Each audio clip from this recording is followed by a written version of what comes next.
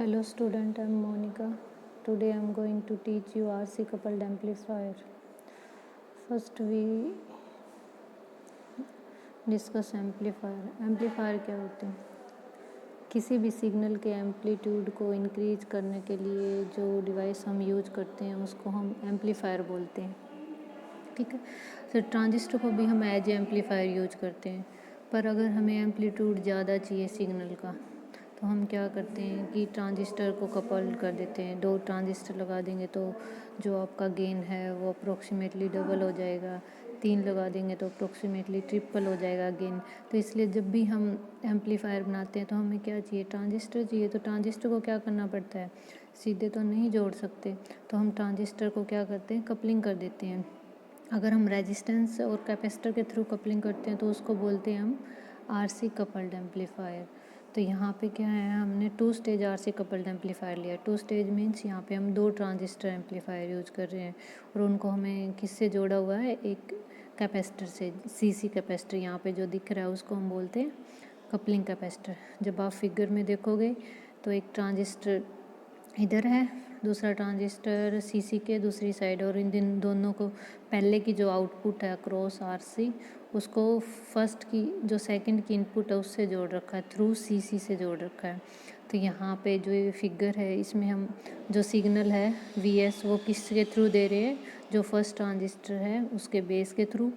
इससे क्या होएगा, जो आपके आउटपुट मिलेगी आपको आरसी के अक्रॉस वो हम किस में दे देंगे, थ्रू सीसी जो सेकंड ट्रांजिस्टर है उसको दे देंगे, और फिर वहाँ से क्या मिल जाएगी आपको, आरएल के क्रॉस आउटपुट। तो यहाँ पे जो फर्स्ट हम सिग्नल देंगे वीएस उसका इंक्रीज होके वो हमें कहाँ मिलेगा, आरसी के। पर ये क्या है, कॉमन एमीटर है। तो कॉमन एमीटर में क्या हो जाता है कि अगर कॉमन एमीटर ट्रांजिस्टर एम्पलीफायर है तो सिग्नल का जो आपका फेस है वो रिवर्स हो जाता है, और सेकंड जब हम रिवर्स फेस का सिग्नल सेकंड को देंगे तो दोबारा से रिवर्स हो जाएगा। तो जो आउटपुट है आपकी वो डबल हो जाएगी और साथ में सेम फेस में रहेगी लास्ट में, जहाँ पे आरएल के क्रॉस आपको मिलेगी। अगर आप देखोगे जो ये आपके ट्रांजिस्टर हैं इनमें कौन सी बायोसिंग लगा रखी है, वोल्टेज डिवाइडर बायोसिंग। जो R1 R2 RE हैं वो किसका काम करते हैं, वोल्टेज डिवाइडर बायोसिंग का। अगर हम इनको यूज नहीं करते हैं तो क्या होता है कि टेम्परेचर के कारण जो आपका क्यूशेंट पॉइंट है वो चेंज हो जाता है और जो आपकी एम्पलीफिकेशन है वो फेथफुल नहीं होती। इसलिए हम जब ट्रांजिस्टर को एज ए एम्पलीफायर यूज़ करते हैं तो वोल्टेज डिवाइडर बायोसिंग का भी यूज कर लेते हैं। तो जो R1 R2 और RE हैं वो क्या करते हैं कि आपके क्यूशेंट पॉइंट को स्टेबल रखते हैं। और अगर हम सीसी की बात करें तो जो कपलिंग कैपेसिटर सीसी वो क्या करता है, डीसी को ब्लॉक कर देता है। तो जो फर्स्ट ट्रांजिस्टर जो आउटपुट आपके यहाँ पे मिलेगी उसमें से जो डीसी कंपोनेंट है वो तो सीसी ब्लॉक कर देगा। तो वो आउटपुट कहाँ, एसी आउटपुट कहाँ चले जाएगी, सेकंड ट्रांजिस्टर के बाद, और वहाँ से आपको लास्ट में क्या मिल जाएगी, आउटपुट एसी सिग्नल मिल जाएगा। अगर आप नीचे देखोगे फर्स्ट ट्रांजिस्टर में नीचे आपके कैपेसिटर लगा हुआ है, सीई कैपेसिटर, जो किसके पैरेलल में लगा हुआ है, एमीटर रेजिस्टेंस के। ये क्यों लगा रखा है, क्योंकि जो सीई है वो क्या करता है, लो कैपेसिटिव रिएक्टेंस होता है सीई का। ये क्या करता है, एसी के जो कंपोनेंट होगा वो पास करेगा, एसी कंपोनेंट सीई में से पास करेगा और कहाँ चला जाएगा, ग्राउंड में चला जाएगा। तो इसके कारण क्या होगा, जो आरई के क्रॉस है वोल्टेज ड्रॉप नहीं होएगा। ठीक है, तो इसलिए हम किसका यूज़ करते हैं, सीई का यूज़ करते हैं। नेक्स्ट अगर हम इस सर्किट ऑपरेशन की बात करते हैं तो वो मैंने आपको बता ही दिया है। हम क्या करेंगे, फर्स्ट स्टेज के बेस में हम एसी सिग्नल अप्लाई करेंगे, वो क्या होगा, एम्पलीफाइड होकर आपको आरसी के क्रॉस मिल जाएगा, पर फेस रिवर्स होएगा क्योंकि ये कॉमन एमीटर है। तो उसके बाद हम वो सिग्नल में से जो अगर डीसी कंपोनेंट है तो वो सीसी उसको ब्लॉक कर देगा और एसी कंपोनेंट नेक्स्ट स्टेज पे जाएगा।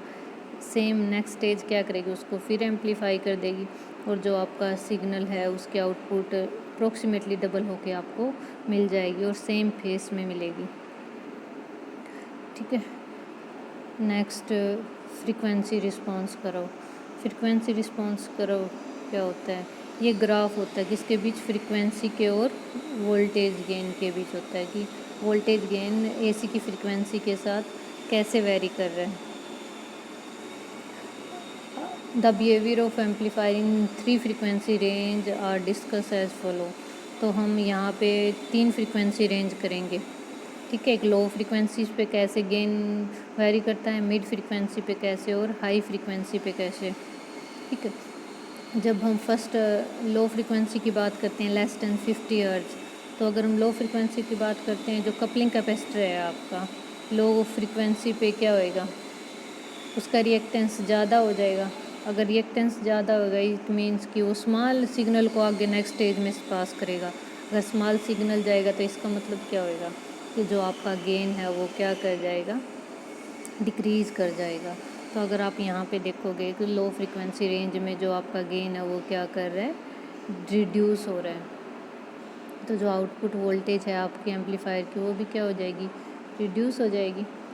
अगर हम मिड फ्रीक्वेंसी रेंज की बात करते हैं तो जो आपके मिड फ्रीक्वेंसी रेंज है उसमें क्या होएगा, ऑलमोस्ट कांस्टेंट दिख रहा है हमें यहाँ पे जो भी आपका फ्रीक्वेंसी रिस्पांस ग्राफ है। तो मिड फ्रीक्वेंसी रेंज में क्या होएगा, more signal voltage pass from output of first stage to input of second stage which tends to increase the voltage gain. तो अगर फ्रीक्वेंसी थोड़ी ज़्यादा है तो कैपेसिटिव रिएक्टेंस कम हो जाएगा, तो ज़्यादा सिग्नल आगे पास करेगा। अगर ज़्यादा सिग्नल आगे पास कर रहा है इट मीन्स क्या हो रहा है, आपका वोल्टेज गेन इंक्रीज़ कर रहा है। एक टाइप से तो यहाँ इस रेंज में वोल्टेज गेन इंक्रीज़ कर रहा है, पर अगर हम देखें कि जो रिएक्टेंस है सीसी का वो क्या हो रहा है, कम हो रहा है। रिएक्टेंस अगर कम हो रहा है तो उसके कारण जो लोडिंग ऑफ फर्स्ट स्टेज है वो भी क्या कर जाएगी, डिक्रीज़ कर जाएगी। इंक्रीज कर लोडिंग जो है वो आपकी इंक्रीज़ कर जाएगी due to decrease of reactance of CC. अगर आपकी जो लोडिंग है वो इंक्रीज़ कर रही है तो इससे क्या हो जाएगा, जो आपका वोल्टेज गेन है एम्पलीफायर का वो कम हो जाएगा। एक तरफ से ज़्यादा हो रहा है दूसरी तरफ से कम हो रहा है, तो इट मीन्स जो इस रेंज में है जो भी आपका गेन है वो क्या रहेगा, कांस्टेंट रहेगा। नेक्स्ट अगर हम बात करें high frequency range, high frequency range में क्या दिख रहा है यहाँ पे कि हाई फ्रीक्वेंसी रेंज में भी आप ग्राफ में देखोगे तो जो भी आपका गेन है वो क्या कर रहा है, डिक्रीज़ कर रहा है। क्यों डिक्रीज़ कर रहे हैं, क्योंकि अगर हाई फ्रीक्वेंसी है तो सीसी और डिक्रीज़ करेगा। सीसी की वैल्यू बहुत ही स्मॉल हो जाएगी, वो शॉर्ट सर्किट की तरह बिहेव करेगा। अगर शॉर्ट सर्किट हो गया इट मीन्स क्या है कि सीसी बीच में है ही नहीं। सीसी अगर बीच में नहीं होएगा इट मीन जो लोडिंग है और ज़्यादा बढ़ जाएगी। तो फर्स्ट स्टेज की लोडिंग जितनी ज़्यादा बढ़ेगी उतना ज़्यादा क्या हो जाएगा, आपका गेन कम हो जाएगा।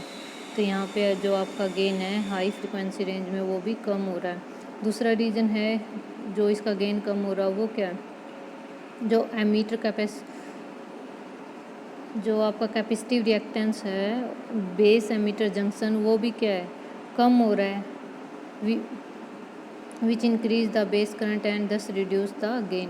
तो हाई फ्रिक्वेंसी पे जो CE है आपका उसकी वैल्यू भी कम हो रही है और उसकी वैल्यू कम होने की वजह से क्या होएगा, आपका जो गेन है वो कम हो जाएगा। तो ये है आपका frequency response graph. Lower frequency पे भी गेन डिक्रीज़ करता है, हाइयर पे भी डिक्रीज़ करता है, और जो मिड फ्रीक्वेंसी रेंज है उसमें क्या रहता है, गेन कांस्टेंट।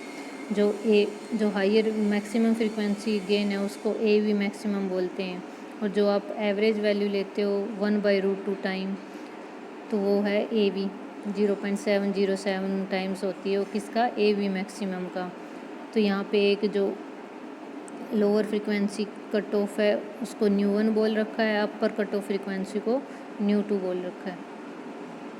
तो जो अगर आप बैंड विड्थ निकालते हो तो अगर हम बैंड विड्थ निकालते हो तो उसकी वैल्यू क्या आएगी, न्यू2 माइनस न्यू1। बैंड विड्थ का क्या मतलब है कि इस फ्रीक्वेंसी रेंज के अंदर जो आपका एम्पलीफायर है वो क्या करेगा, फेथफुल एम्पलीफायर की तरह बिहेव करेगा।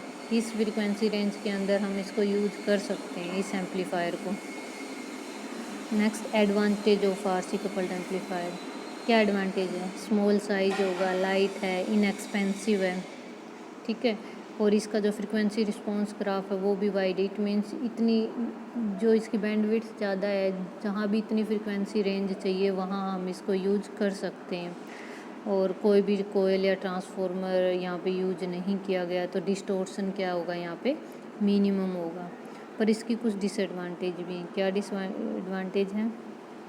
जो कई बार क्या होता है, लोडिंग इफेक्ट आ रहा है फर्स्ट स्टेज का, वो बढ़ रहा है, उससे क्या हो रहा है, गेन डिक्रीज कर रहा है, तो इसका जो वोल्टेज गेन है वो क्या है, स्मॉल है। साथ में ये क्या है, नॉइसी भी है, ठीक है। और टाइम के साथ ये क्या हो जाता है, नॉइसी होता जाता है। और इम्पीडेंस मैचिंग है जो इसकी पुअर है, इसके कारण जो मैक्सिमम पावर ट्रांसफ़र नहीं हो पा रही, तो जो स्पीकर वगैरह में क्या है, यहाँ पे थोड़ी सी नॉइस क्रिएट कर देता है ये एम्पलीफायर। चलो, thank you student, that's all.